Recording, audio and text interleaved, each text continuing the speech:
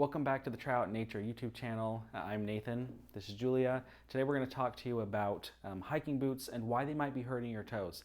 This is something that I think every hiker experiences, especially those of us in our beginner stages of hiking. It's very, very common, so if this is something you run into, don't worry about it. We're going to help you out. The first thing is the size of the boot, which seems kind of obvious, but there's some great rules of thumb.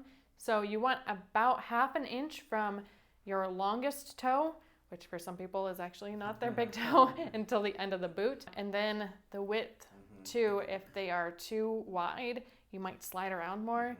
If they're too tight, it could kind of cramp the toes. So think about that as well. Some people have really narrow feet, some people have wider feet, and a place like an outdoor place or a shoe shop could usually measure your feet and let you know. Yeah, I think most oftentimes this leads to what is referred to as like a hot spot on your foot, which would turn into a blister if it's continually irritated. And you'll probably feel that if you're hiking and you feel like on your toe or maybe multiple of your toes, you might feel that it's getting hot in that spot. And then that's kind of signaling to you that there's going to be probably a blister happening there. So that's something just to watch out for. And again, like Julia said, the fit can make all the difference in this case. The next thing that can really cause your toes to hurt is if you're descending in like an incline, you're gonna find that you're gonna be putting a lot of pressure on your toes. This can really hurt.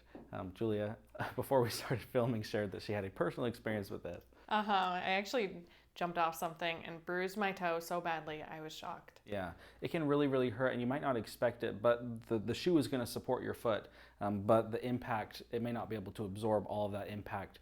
So whether you're jumping off something or just kind of running down a hill, there's going to be a lot of force put on your toes, and so just be cautious of that. Some things you can do to avoid that is to kind of walk down a hillside in a zigzag pattern rather than just going straight down. That just helps keep the pressure off the end of your foot, and it'll kind of put some pressure on one side, and then as you switch, it puts some pressure on the other side. So it just helps even things out so that you don't end up with pain like this. You can also try stepping ankle first. Be careful not to twist anything, but instead of stepping with your toes, try to kind of plant your ankle. Especially if the ground is kind of soft, sometimes you can kind of dig in and maintain your balance.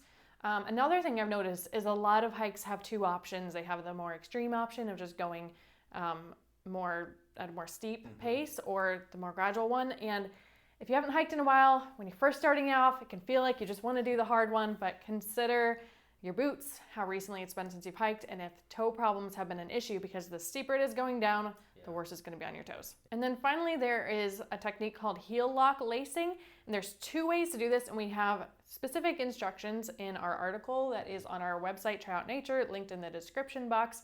Those can be really helpful. They're really interesting and unique, so check that out. All right, thanks for watching, guys. Give us a like and subscribe if you found something helpful here today. Like Julia said, go check out the website. We'll hope to see you again.